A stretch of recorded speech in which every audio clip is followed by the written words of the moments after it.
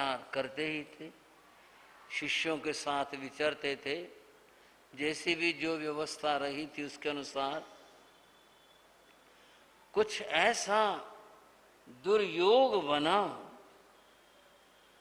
कि उनके जो शिष्य थे, कुछ इलाके में बीमारी फैली और वे भी उसकी चपेट में आ गए और एक एक करके उनके शिष्य दिवंगत होने शुरू हो गए।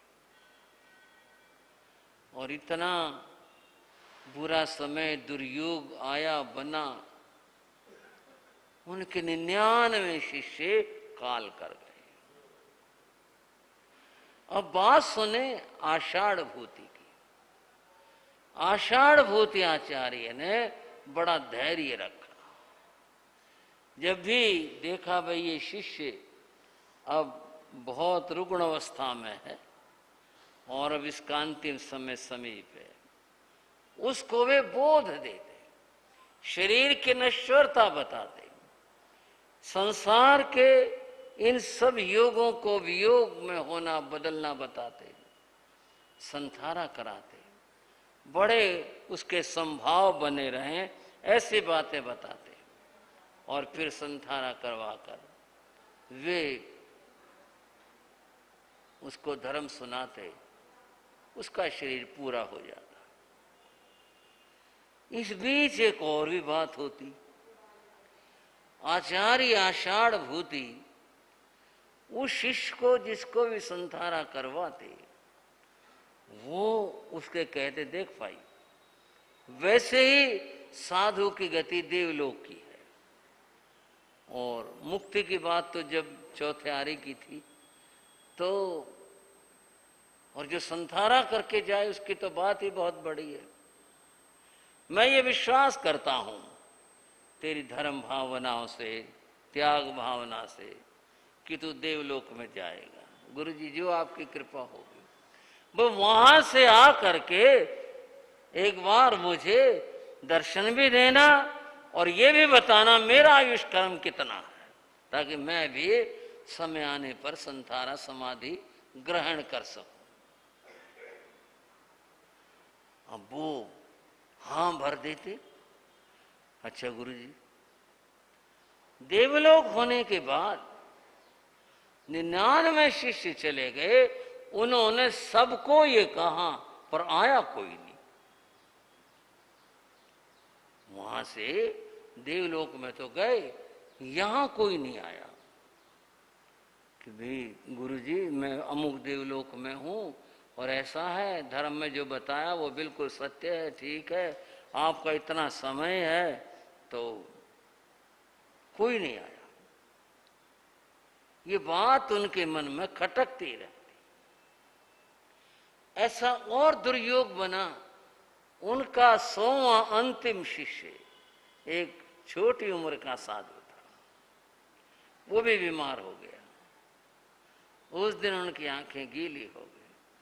बोले आज तो मैं बीमार हो जाता, तू बाद में तेरा जो भी होता होता रहता, कम से कम तू तो मेरे आगे नहीं जाता। वो बड़ा बुद्धिमान कहूं, ज्ञानी कहूं, गुरुजी क्या बात करते हो आप, ये तो अपना अपना समय है, जिसका समय आता वही जाते हैं। आपने औरों को तो इतना अच्छा बोध दिया और मेरी बारी आई तो आप ऐसा छोटा मन कर रहे हो। मुझे भी ज्ञान सुनाओ, मुझे भी संथारा कराओ। बहुत मुश्किल है। मुश्किल क्या है, कुछ भी नहीं। मोह छोड़ो, जो मोह आप कर रहे हो मोह थोड़े करते हैं। शिष्य ने वो बात कही जो विपरीत थी, उलटी थी। बीच में एक बात ख्याल और आ गई मुझे। मेरे बाबा गुरु योगीराज श्री राम जी लाल जी महाराज के 4 शिष्य हुए। सबसे बड़े मेरे गुरु जी श्री रामकृष्ण जी महाराज, दूसरे श्री पंडित रण सिंह जी महाराज, तीसरे भगत शिवचंद जी महाराज, आपने दर्शन भी किए होंगे, और चौथे थे श्री शेखर चंद जी महाराज। वो युवा तो थे ही, लेकिन अल्पकाल में ही 3-4 वर्ष के संयम पर्याय में ही उनका देवलोक हो गया था। जो मैं बताना चाहता हूं उसमें तो थोड़ा यूं भी लगेगा भाई ठीक है, अपने बाबा गुरु हैं, सब तारीफ करते ही हैं। मैं कहीं और से बता रहा हूं। महान विद्वान भगवान श्री राम प्रसाद जी महाराज, एक बार प्रेम से बोलो, भगवान श्री राम प्रसाद जी महाराज के। उन्होंने पूज्य गुरुदेव योगीराज जी के ऊपर जब उनकी हमने दीक्षा शताब्दी मनाई थी तो एक लेख लिखा था जो मेरे पास आया था। उस लेख में भगवान राम प्रसाद जी महाराज ने क्या लिखा, और बातें तो जो कही उनके तप की, त्याग की, संयम की बताई। बोले ऐसा संभाव देखने में नहीं आया। श्री राम प्रसाद जी महाराज कहते हैं उनके चौथे नंबर के शिष्य, युवा शिष्य श्री शिखर चंद मुनि, बोले अमृतसर में हम सबका इकट्ठा चातुर्मास था। व्याख्यान वाचस्पति श्री मदन लाल जी महाराज, श्री योगीराज जी महाराज, उनके भी शिष्य, उनके हम सबका इकट्ठा चातुर्मास था। और जब शिखर चंद मुनि को तकलीफ हुई, उनको उस तरह की तकलीफ हुई थी जो इसका इलाज नहीं हो पाता। शब्द आजकल पता नहीं क्या, उस समय तो उसको गर्दन वाला बुखार कहते, इसमें गर्दन उस तरह हो जाती थी और व्यक्ति ज्यादा लंबा समय नहीं पकड़ता था। शिखर चंद मुनि को वो वाला बुखार हो गया। योगीराज जी ने बोले, हमारे गुरु जी ने वाचस्पति वो पास बैठे, योगीराज जी ने उसको पाठ सुनाए, धर्म सुनाया, और फिर संसारी की बात आई तो प्रतिबोध दिया। और फिर ठीक है, और तो सहज भाव बड़ों के हाथ से पचखान कराते हैं, उनसे पचखान करवाया, शरीर पूरा हो गया। बोले जब शरीर पूरा हुआ, लोग उनको ले जाने लगे, बोले अच्छे अच्छों के कलेजे हिल गए, युवा साधु। और इस तरह से बोले हमने देखा योगीराज जी की आंखें गीली नहीं हुई। ये एक बहुत बड़ी बात लिखी गई, छोटी बात नहीं है ये। और लिखने वाले कौन, ये बात मैं कहूं तो शायद आपको, ये तो मैं विश्वास करता हूं, मेरी बात पर भी विश्वास करेंगे, लेकिन भगवान राम प्रसाद जी कह रहे हैं कि योगीराज जी की आंखें गीली नहीं हुई। इतना संभाव हम देखकर हैरान रह गए। क्या इतनी बड़ी समता भी आ सकती है? अपना युवा शिष्य और ऐसे आंखों के सामने, और लोग ले जा रहे थे और आंखें गीली ना हो। बोलो गुरुदेव योगीराज श्री राम जी लाल जी महाराज के। कितनी बड़ी समता की बात थी।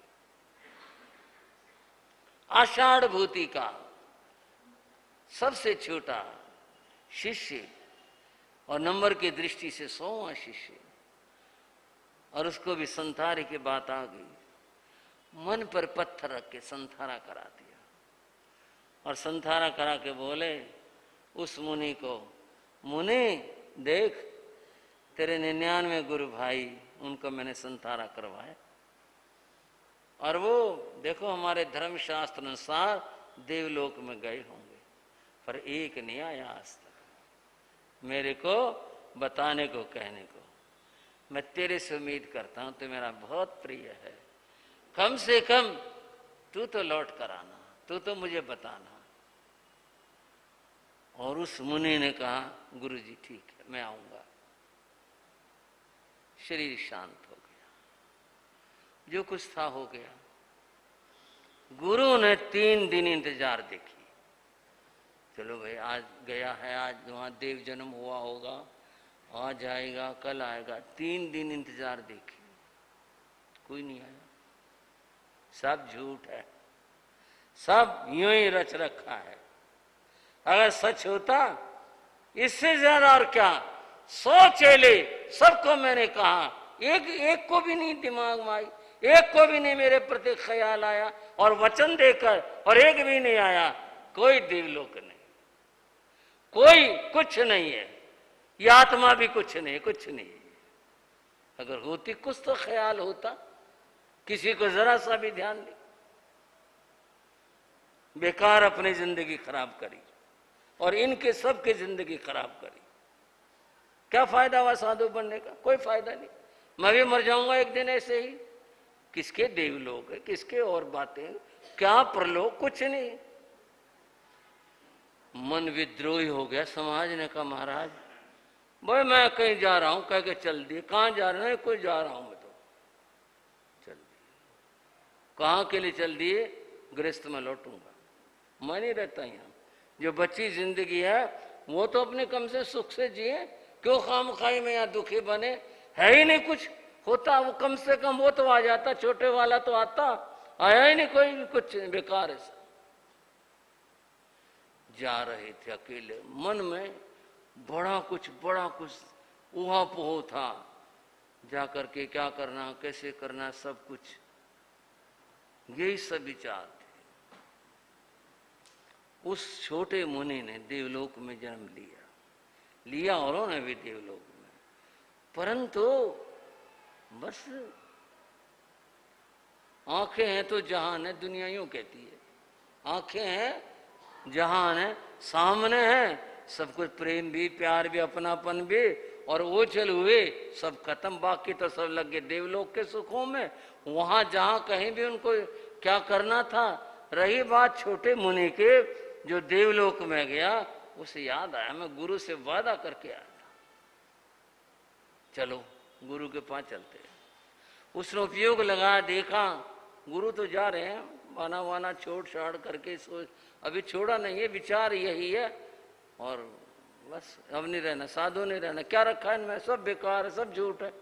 वही भी कोई तो आता 100 में से। बोले गुरु की भावनाएं गिर गई। गुरु की भावनाओं को देखो, कुछ क्या संभावना है दोबारा से संयम में स्थापित होंगे नहीं होंगे। उसने एक परीक्षा ली। क्या परीक्षा ली? देव माया रची, और एक 5-6 वर्ष का बालक बन करके प्रकट हो गया, और बड़े उसने आभूषण पहन रखे, और वो कुछ रुआसा सा ऐसा उनके सामने आ गया। बालक देखा बड़ा सुंदर, बड़ा आभूषण पहन रहा। आषाढ़ भूति ने कहा बच्चे तेरे माता पिता कहाँ है? उसने अपने जैसी भाषा थी, मैं खो गया, मुझे मेरे माँ बाप के पास पहुंचा दो। बोले कहाँ है वो? पता नहीं, मेरे को वहां पहुंचा दो। क्या दुर्भावना आई, पाप कितना उदय में आया, कितनी आत्मा गिरी। बोले रे ये तो बिछड़ा हुआ बच्चा है, इसके माँ बाप का तो पता नहीं कुछ भी। अगर मैं इसके ये जेवर उतार लूं और इसका गला दबाकर कुएं में फेंक दूं तो पता कौन जानेगा इस बात को, और मैं अपना आगे धन भी नहीं कमाना पड़ेगा। बड़ी कटु कथा हो गई। एक साधु होकर ऐसी दुर्भावना की बात, और ये बात केवल सोच में नहीं आए, उसने कर दिया। जेवर उतार करके उसने अपने पात्र में रख लिए। कथा में तो बताया ये, उसने नाम पूछा था, मेरा नाम पृथ्वी कुमार, एक बच्चा और मिल गया, तेरा नाम क्या है? उसने कहा मेरा नाम वरुण है, यानी जल पृथ्वी का है। वो उससे कहानी को जोड़ा हुआ, कथा को जोड़ा हुआ है।